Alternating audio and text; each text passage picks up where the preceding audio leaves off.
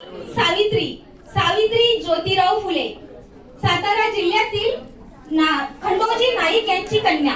वयाच्या 9व्या वर्षी माझं लग्न झालं ज्योतिराव फुले नावाच्या माणसासोबत. आणि मला हळूहळू समजलं ज्योतिराव फुले कोणी साधा सुद्धा माणूस नाहीये, तर जगाला सूर्याची ऊर्जा देणारा तो जणू एक क्रांती सूर्यच आहे. मग पहिल्या काळामध्ये बायकांचं कसं होतं, फक्त आपली चूल आणि आपलंच मूल. घराच्या बाहेर पडायला त्यांना मुभा नव्हती, उच्च नीच होती, आणि ती म्हणजे शिक्षण. मग काय तर ज्योतिबा रावांच्या मनामध्ये एकच गोंधळ माजलेला की शिक्षणाचा प्रसार कसा करायचा. आणि मग त्यांनी शिक्षणाचा प्रसार करायला चालू केलं.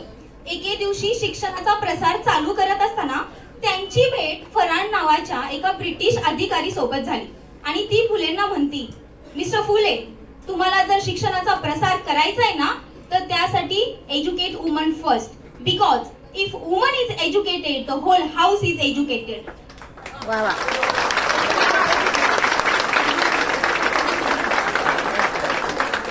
पण तुम्ही लोकांना बायकांना घराच्या बाहेर जाऊनच देत नाही.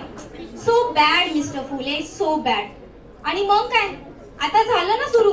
ज्योतिराव घरी आले आणि दिली माझ्या हातामध्ये पाटी आणि पेन्सिल. आता झाला माझा अभ्यास सुरू.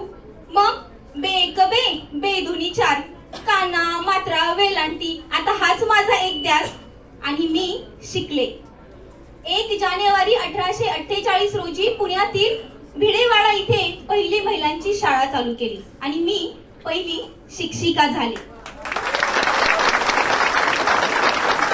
मी पहिली प्राध्यापिका झाले.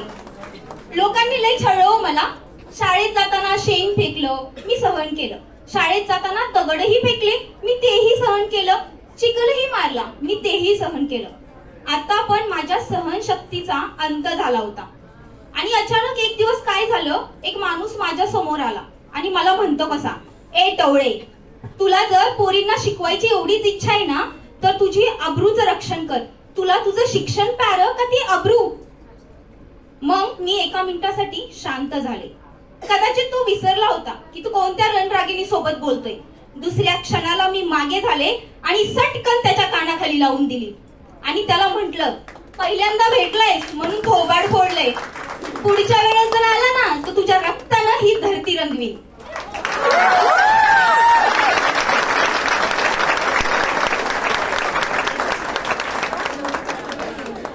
प्रत्येक वेळेस स्त्री कोणत्या पण जातीची असू दे, प्रत्येक वेळेस तिचाच बळी जातो.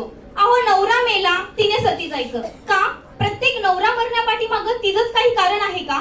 म्हणून मी सतीप्रथा बंद केली.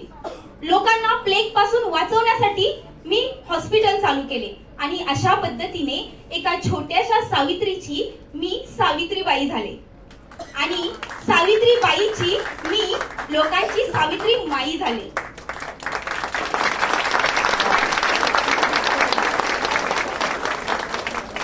जाता जाता मी एवढंच म्हणेन, एक बात हमेशा याद रखिएगा, नारी कभी हारती नहीं, उसे हराया जाता है. नारी कभी हारती नहीं, उसे हराया जाता है. क्या कहेंगे लोग, ये कहकर उसे बचपन से डराया जाता है. सावित्रीबाई फुले यासारख्या क्रांती ज्योतींनी आज, त्यांच्यामुळे आज आपण सगळे इथे आहोत. आणि मलाही इथे बोलायचा चान्स दिला त्याबद्दल धन्यवाद. थँक्यू.